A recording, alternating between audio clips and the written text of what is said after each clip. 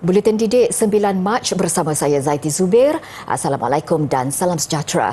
Kementerian Pendidikan KPM masih meneruskan usaha menukarkan bahan sistem pendidikan termasuk buku teks fizikal kepada digital bagi menangani isu beg berat dalam kalangan murid. Timbalan Menteri Pendidikan Lim Hui Ying berkata, usaha itu agak terhad dengan mengambil kira pemilikan peranti digital dalam kalangan semua murid dan ketersediaan capaian internet. Hui Yin yang menjawab pertanyaan lisan Ahli Parlimen Dungun Wan Hassan Muhammad Romli berkata KPM juga mengadakan sebahagian bahan pembelajaran dalam bentuk digital. Sehingga kini, KPM telah memuat naik 754 buku teks digital dalam pelantar Digital Educational Learning Initiative Malaysia D5. Kita memang ada dalam rancangan untuk mendigitaliskan buku teks. Tetapi ini adalah terhad kepada seperti yang tadi saya sudah huraikan mengenai pemilikan peranti digital dan juga ketersediaan capaian internet. Tetapi kita memang ada dalam rancangan untuk mengurangkan buku teks dan akan menambahkan dalam pembelajaran dari segi digital. Selain itu, pada tahun lalu, KPM telah membekalkan 3,800 projektor dan dalam fasa kedua tahun ini, sebanyak 3,500 lagi akan digunakan di sekolah bagi membantu proses pembelajaran. Tambahnya, kementerian mensasarkan untuk menyediakan 3,800 projektor lagi pada tahun hadapan. KPM dalam masa yang sama juga bekerjasama dengan Jabatan Kemajuan Islam Malaysia JAKIM daripada aspek penyelarasan uniform. Ia bertujuan memberi kelonggaran kepada murid memakai uniform sekolah masing-masing ketika kelas Al-Quran dan Fardu Ain Kafah bagi menangani isu beg berat. Bagi membantu mangsa banjir, sekumpulan sukarelawan Universiti Tun Hussein On Malaysia UTHM Batu Pahat rela memendekkan tempoh cuti semester mereka. Sebaik tiba dari kampung masing-masing dari seluruh negara semalam, mereka terus turun padang. Tumpuan utama mereka di kawasan Taman Perumahan dan perkampungan sekitar Parit Raja antara kawasan yang teruk terjejas banjir di Johor. Selain bergotong royong membersihkan rumah yang diselaputi lumpur dan sampah saraf, mereka turut membaiki perabot yang rosak. Kegiatan sukarelawan ini dipantau tenaga pengajar yang turut bertungkus lumus membantu mangsa yang terjejas. Pelajar yang saya bawa ini adalah tujuan untuk mendedahkan kepada pelajar betapa pentingnya elemen volunteer, elemen volunteerism ataupun kesukarelawanan. Hari ini saya dapat tolong orang banjir, tolong alih-alihkan barang pergi tempat pembinaan. Keprihatinan sukarelawan UTHM membantu meringankan beban mangsa banjir. Banjir dikatakan berlaku dalam waktu yang pantas, menyebabkan pelbagai barangan gagal diselamatkan. Saya dapat bantuanlah daripada staf-staf dan juga pelajar daripada UTHM untuk tolong saya angkat baranglah di kawasan rumah saya ni, yang mana air dalam rumah saya ni dah naik melebihi paras buku lali dan dijangka akan naik lagi lah berdasarkan daripada meteorologi sehingga 10 hari bulan. So yang mana yang saya boleh selamatkan itulah. Berikutan mangsa banjir yang dipindahkan meningkat, UTHM turut membuka satu PPS di premisnya di Kolej Kediaman Perwira. PPS itu menempatkan lebih 900 orang mangsa daripada 100 keluarga. Sebenarnya inisiatif kita ni lah bermula daripada Tan Sri SUK kita sendirilah. Mana beliau memohon sama ada UTHM mampu ataupun tidak memberi sokongan kepada PPS. Memandangkan PPS yang ada sekarang ni dah begitu padat. So jadi atas dasar itu NC kita membuat keputusan bahawa kita perlu membantulah. So bersama dengan pendaftar kita berbincang dan akhirnya kita bersetuju untuk menjadikan Kolej Kediaman Perwira ni sebagai PPS sementara, sebagai PPS tambahan di Parit Raja ni. Menurut Profesor Dr. Lokman Hakim, kolej itu kosong kerana mahasiswa sedang menjalani cuti semester sejak 26 Februari lalu hingga 25 Mac ini. Kolej itu yang dilengkapi pelbagai kemudahan mempunyai 11 buah blok asrama dan mampu menempatkan kira-kira 1,021 orang mangsa banjir pada satu-satu masa. Lagi mengenai banjir, sekumpulan penyelidik daripada sebuah pusat pengajian tinggi tempatan dikatakan mempunyai teknologi bagi membantu menguruskan banjir dengan lebih berkesan. Menurut mereka, melalui kaedah itu, semua agensi pengurusan bencana boleh dikoordinasi secara bersepadu. Kaedah itu dikenali sebagai Mobilize atau teknologi pengkalan data. Pengarah Kanzu Research, Profesor Madya Dr. Noral Fishah Sulaiman berkata, Mobilize berfungsi sebagai pengkalan data digital yang akan mengkoordinasi semua agensi pengurusan bencana secara bersepadu. Teknologi ini dibangunkan sekumpulan 15 penyelidik Kanzu Research yang pernah terbabit dalam projek penyelidikan pengurusan bencana sejak 2014. Jelasnya, dengan sumber data yang diperoleh daripada pelbagai agensi, Mobilize akan melakukan pemetaan kawasan dilanda banjir. Pengecaman jalan yang dinaiki air, melakukan pemantauan menggunakan drone serta menghubungkan sensor yang dipasang di antara sungai, laut dan hutan. Ia juga berupaya menghasilkan imej visual 3 dimensi melalui kecerdasan data masa satelit bagi menyiarkan secara langsung bencana yang berlaku.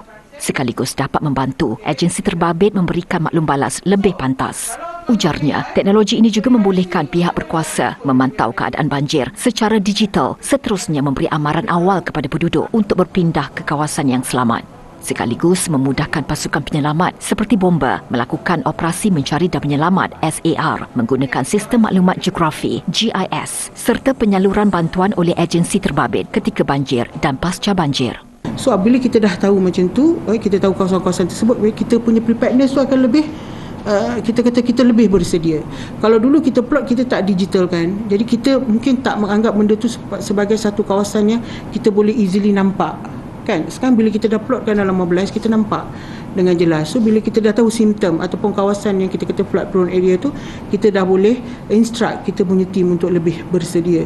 Teknologi ini telah mendapat perhatian Kerajaan Negeri Sarawak yang bekerjasama bagi membangunkan Mobilize di negeri itu. Ia juga dikatakan boleh digunakan untuk menguruskan bencana lain seperti tanah runtuh, tsunami dan juga pencemaran alam sekitar.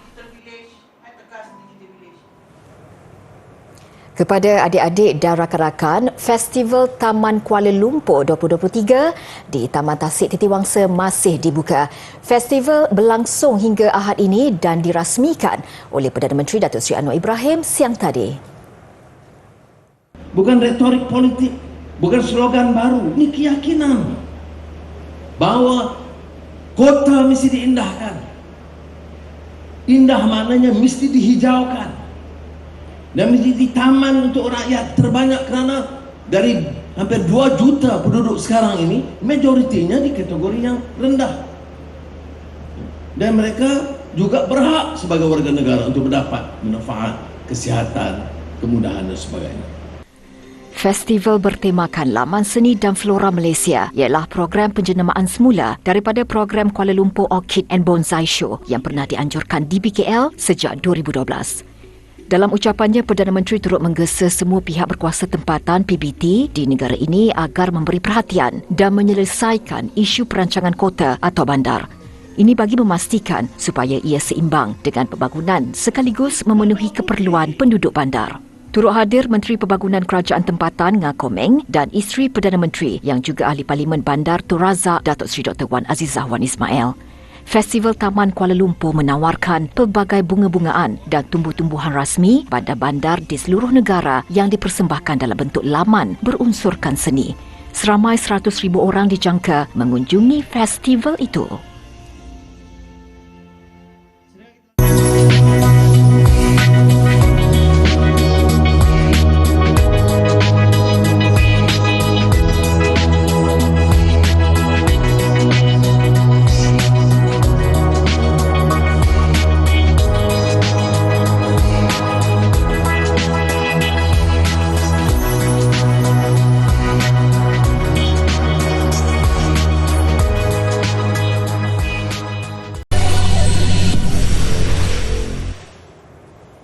Bersua kembali, pasukan petugas khas reformasi sektor awam STAR yang diketuai Ketua Setiausaha Negara Tan Sri Mohd Zuki Ali bersama Kementerian Pendidikan KPM sedang memperincikan cadangan pemerkasaan pelaksanaan projek pembangunan bangunan sekolah daif.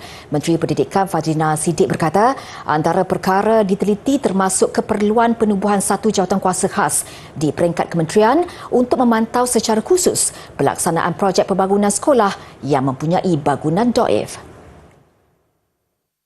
Menambah baik proses kerja di pelbagai peringkat seperti pra-pembinaan dan semasa pembinaan, dan yang terakhir melaksanakan libat urus dengan semua pihak berkaitan bagi memastikan pelaksanaan projek dapat disegerakan.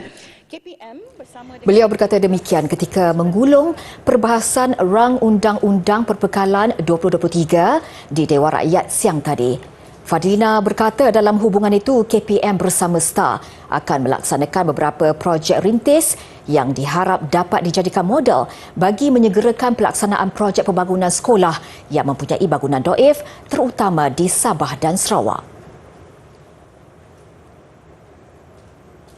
Kerana minat yang mendalam dalam bidang penternakan, seorang wanita sanggup meninggalkan kerjanya sebagai juruukur bahan di ibu negara dan pulang ke kampung untuk menternak lembu. Langkahnya itu membuahkan hasil yang memberangsangkan apabila kini beliau mampu menjana pendapatan sehingga hampir RM1,5 juta setahun. Menurut Nur Syahidah Idani Syafawi, beliau mula berjinak-jinak dalam bidang peternakan sejak tahun 2011 ketika masih lagi bertugas sebagai juruukur bahan di Kuala Lumpur. Jelasnya, meskipun mengambil jurusan Diploma Teknologi Binaan Bangunan, beliau akan menghadiri kursus-kursus berkaitan penternakan yang dianjurkan oleh pelbagai pihak setiap kali cuti semester. Setelah yakin dengan ilmu yang diperolehi pada tahun 2015, beliau bermula dengan 6 ekor lembu yang diternak di kampungnya yang terletak di Parit, Perak. Jadi dari kecil sebenarnya kita jangan tanam kita punya mindset. Mindset kita pasal lembu ni susah lah, lembu ni bahaya ke apa ke kan, leceh ke kan. Sebenarnya tak pun. Lembu ni mudah.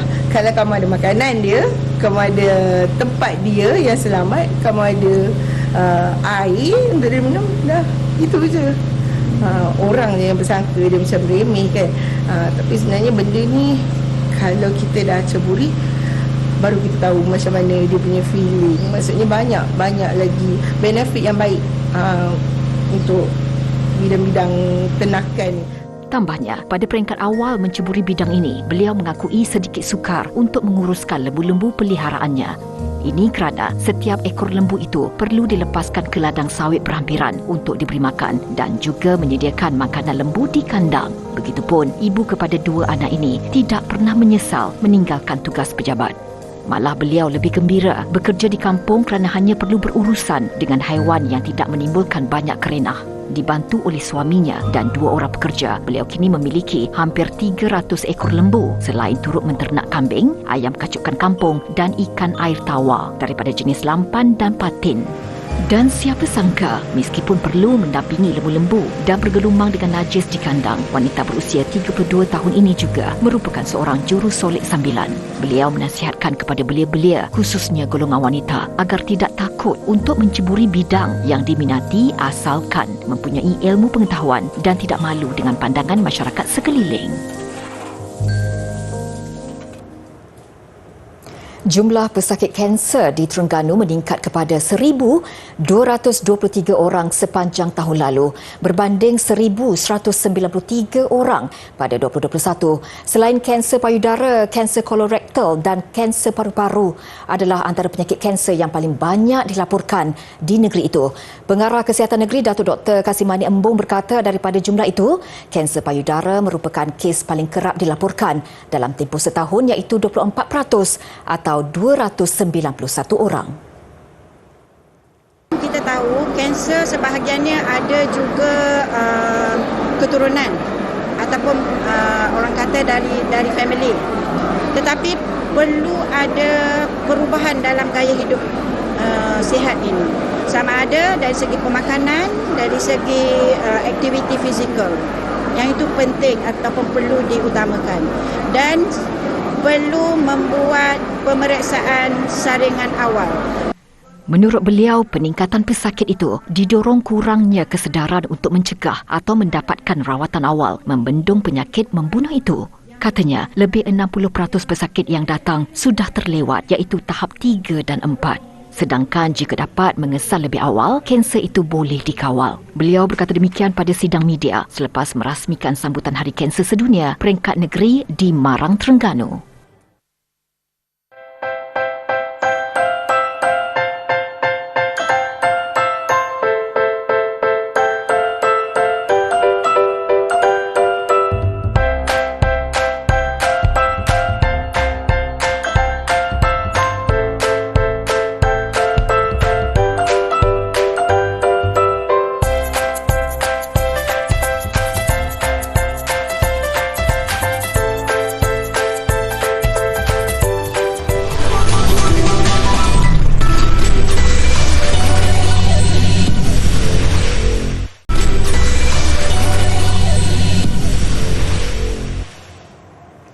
Bagi kemudahan golongan sepertinya, seorang wanita membuka sebuah gimnasium khas untuk Muslimah.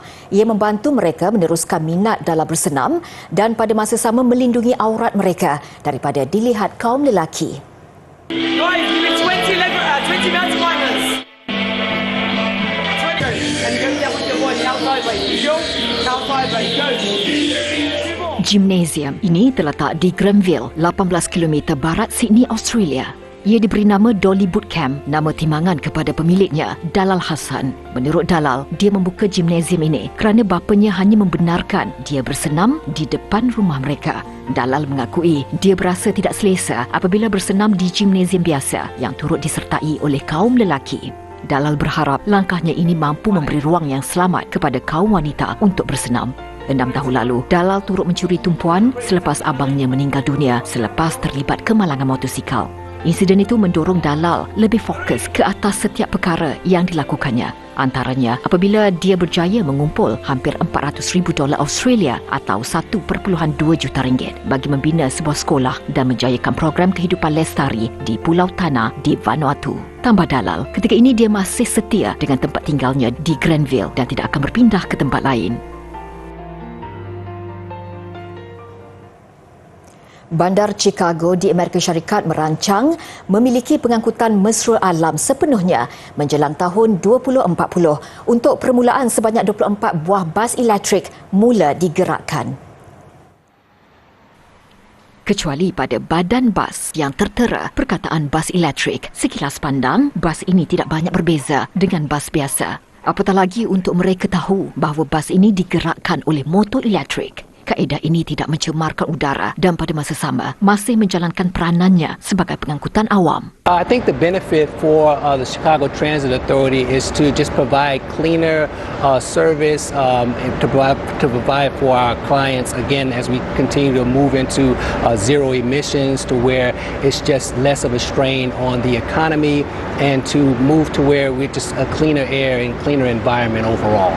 Jangka hayat bateri perlu sentiasa dipantau bagi memastikan bas masih dapat bergerak. Untuk itu, setiap bateri perlu dicaj semula jika kuasanya turun bawah 50%.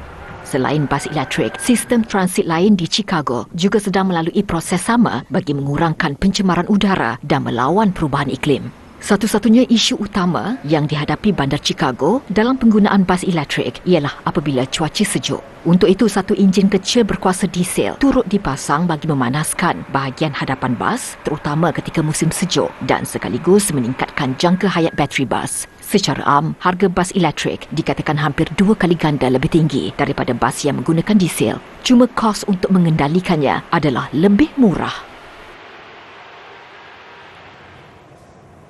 Pertubuhan Life Saving Victoria memperluaskan program keselamatan air di kawasan darat. Ia susulan peningkatan hampir separuh kes lemas di sungai, tasik dan empangan di Victoria. Bagi program terbaru ini, ia diadakan di Kangaroo Flat, 150 km dari pantai terdekat di Victoria, Australia. Setiap peserta, semuanya kanak-kanak, diajar skil yang sama seperti rakan-rakan mereka yang tinggal berdekatan pantai. Program dikenali sebagai Bush Nippers. We've just moved house and we're near a lake, so it's just really important for her to learn water safety. She's only 5 years old. Antara yang diajarkan termasuk teknik melakukan bantuan pernafasan. Holmes berharap program ini dapat meningkatkan keyakinan anaknya ketika menolong orang yang di dalam masalah.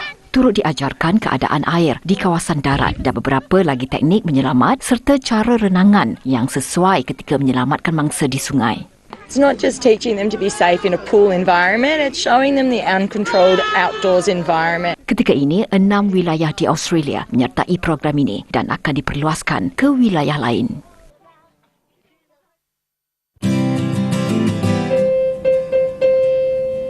Hari ini saya akan menerangkan berkaitan tentang irama di dalam muzik. Apa yang anda telah perdengarkan tadi ialah irama dalam satu pitch. Saya akan menerangkan bunyi irama tanpa pitch. Okey, kita perdengarkan bersama-sama dengan cara menepuk.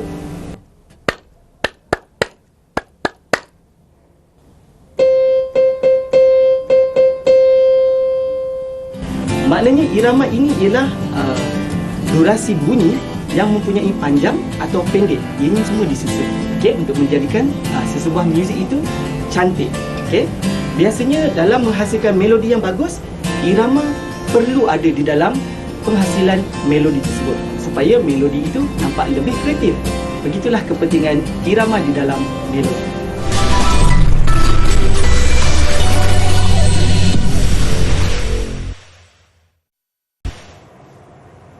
Laporan sukan, bola sepak Piala FA membuka tirai menyaksikan 2 aksi pusingan pertama berlangsung semalam. Pasukan pilihan Kedah Darul Aman tersingkir awal apabila tewas kepada Penang pada penentuan sepakan penalti. Manakala 2 jaringan lewat permainan membolehkan Sri Pahang mengalahkan Perak. Stadium Darul Aman Alor-Star nampaknya bukan lagi gelanggang kebal Kedah meskipun menampilkan aksi meyakinkan mendahului Penang seawal minit ke-9 menerusi ketua pasukan Manuel Art tuan rumah gagal meneruskan penguasaan. Pelawat bangkit menyamakan kedudukan pada minit ke-21 melalui pemain import dari Brazil, Giovanni Gomez. Aksi tambah rancak pada babak kedua. Kedah yang dibimbing Nafuzi Zin dikejutkan gol kedua Penang hasil gerakan menarik yang disudahkan Hassan Saad pada minit ke-67.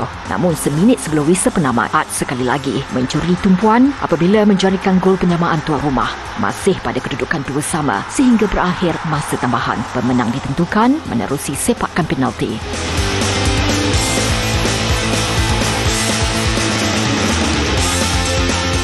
Ketangkasan penjaga Penang Syafiq Afifi terserlah apabila menggagalkan 2 sepakan penalti tuan rumah yang diambil Litak dan Bojensier. Kemenangan 4-3 melayakkan Penang berdepan Kuching City pada pusingan kedua. Bagi Kedah, ini kekalahan kedua berturut-turut di Stadium Darul Aman selepas dikejutkan PDRM pada saingan Liga Super Sabtu lalu.